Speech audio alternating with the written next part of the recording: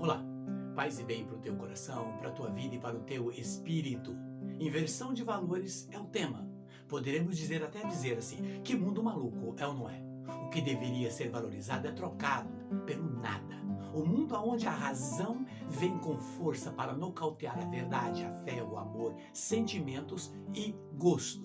É o ser humano que luta num ringue que ele mesmo construiu para se autoflagelar, condenar e como Deus de si mesmos e dos outros. Lutam com a verdade.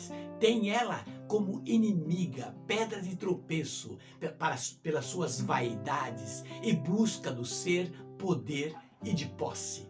Agem como se suas mentes e cérebros fossem vulcão em erupção, no qual as larvas que escorrem como ganância, orgulho, autossuficiência, aonde só vê o eu primeiro, depois, quem sabe, os outros. Como boneco de ventrílocos, não é? São dominados pelo príncipe deste mundo, com um único intuito: zombar do Criador, através das suas criaturas, isto é, os homens. Confirmando assim o que diz Paulo em Romanos, no capítulo 1, de 18 a 23. E diz Paulo: a ira de Deus se manifesta do alto do céu contra toda a impiedade e perversidade dos homens, que pela injustiça aprisionam a verdade. Porquanto o que se pode conhecer de Deus, eles os leem em si mesmo, pois Deus lhes revelou com evidência, desde a criação do mundo, as perfeições invisíveis de Deus e o seu sempiterno poder e divindade. Se tornam visíveis a inteligência por suas obras, de modo que não podem excusar, porque conhecendo a Deus, não glorificam como Deus, nem lhe deram graças. Portanto, pelo contrário, extraviam em seus pensamentos e obscurece os seus corações incessados. Pretendendo ser sábio, torna-se estultos. Mudam a majestade de Deus, incorruptível, em representação de figuras de homens, quadrúpedes, aves e quadrúpedes e répteis. Assim, aquilo que deveria ser valorizado é visto como inútil, e o Deus que deveria ser adorado é tratado como desdém. Não é por acaso que Freud diz que existe no ser humano duas tendências, uma para a vida e outra para a morte. Que existe no ser humano um instinto de agressividade, não é? De amizade e de convívio, e cada um se impondo ao outro, não é? E que por isso muitos entram em parafuso. Já Augusto Comte, não é? Diz que tudo é dividido ao desenvolvimento da sociedade, que na medida que ela evolui, a agressividade diminui. Já Hobbes vem dizer que é a sociedade que torna o homem mau. Daí, olhando para esses filósofos, vejo que Deus depositou no homem o amor e a justiça, que leva o ser humano a lutar implicitamente contra o lobo da carne que traz em si, e com a defesa do cordeiro do amor que nos foi dado. Mas no mundo, esse sistema em que vivemos, não é difícil ver qual dos dois está recebendo mais alimento e atenção. Daí, não é? Olhando para uma grande tela de TV, e nós podemos ver que a sociedade, não é? Está sendo dividida entre quem pode viver, quem não pode, comer, quem pode falar, quem pode construir, quem pode ter, quem pode sorrir, quem pode ter fé, quem deve ser amado, quem deve ser idolatrado e a quem deve ser servido. Criando-se aí uma divisão de crenças e de vivência. O jornalista Vittorio Missori pergunta para o Papa João Paulo II por que Deus permitiu tudo isso? E no seu espírito, as divisões naqueles que se diz cristão e que segue o Evangelho.